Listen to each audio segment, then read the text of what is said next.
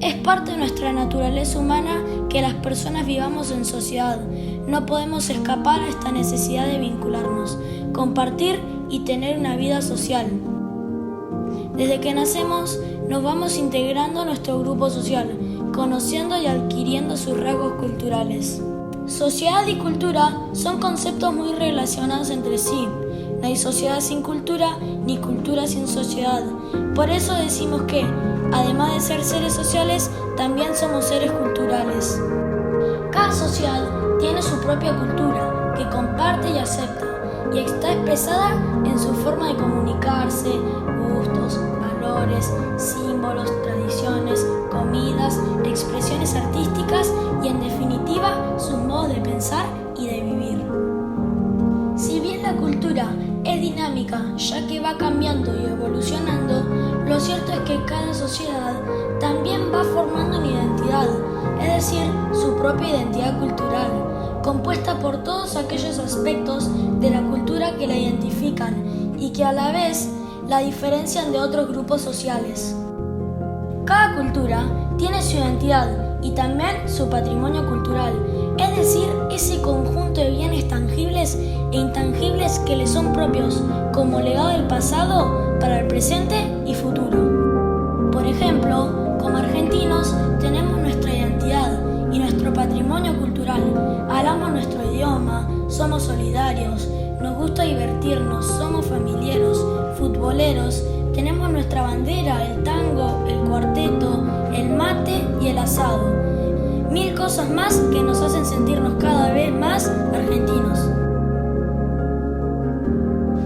Hablar de identidades culturales implica entonces que hablemos de diversidad cultural, es decir, grupos sociales que comparten rasgos culturales diferentes a los nuestros. En el mundo, e incluso en nuestro país, hay variadas culturas que coexisten. Cuando diferentes culturas entran en contacto, surgen entre ellas relaciones de distinta naturaleza. Estas pueden relacionarse armónica y respetuosamente, o por el contrario, en contexto de dominación o sometimiento.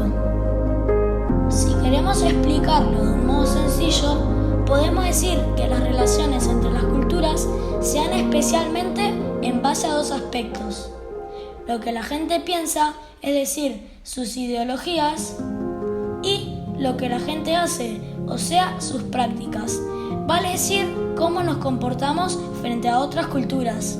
Desde el punto de vista ideológico, hablamos por un lado de etnocentrismo y por el otro de relativismo cultural. El etnocentrismo considera que su cultura es superior a las demás y en consecuencia tiende a juzgarlas, considerando que son menos o incluso salvajes. La exageración de esta postura está muy relacionada a prácticas discriminatorias y, llevada a los extremos, se conecta a la xenofobia y el racismo. El relativismo cultural, por el contrario, ve las características de cada grupo social como igual de valiosas que las propias y sostiene que deben ser valoradas en su propio contexto sociohistórico. Y supone también una idea de acercamiento y respeto entre las distintas culturas. Volviendo a las prácticas, podemos aceptar o no a la cultura diferente. Cuando la otra cultura no es aceptada, se cae la discriminación, la xenofobia o incluso el racismo. Pero también se suelen dar procesos generales más complejos de dominación cultural, como son la deculturación y la aculturación.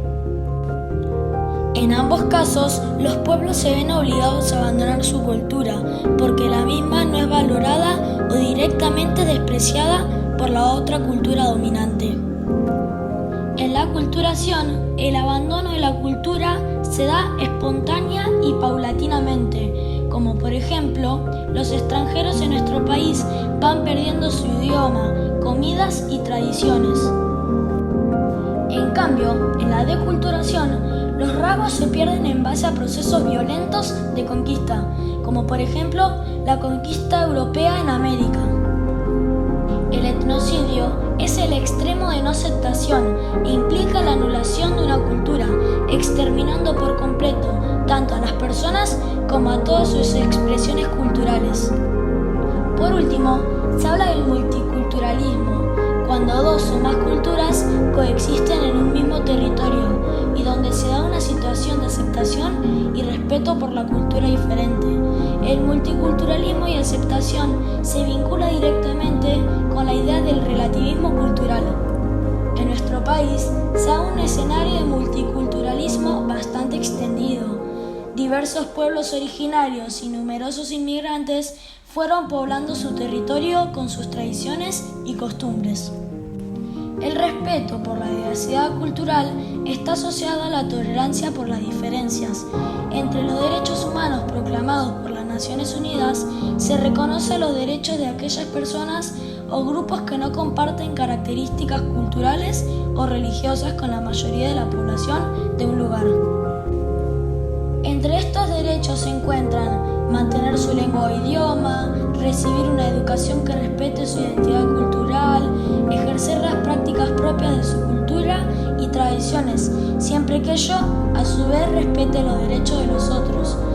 Solamente desde el respeto y la tolerancia por los demás es como se podrá construir y sostener un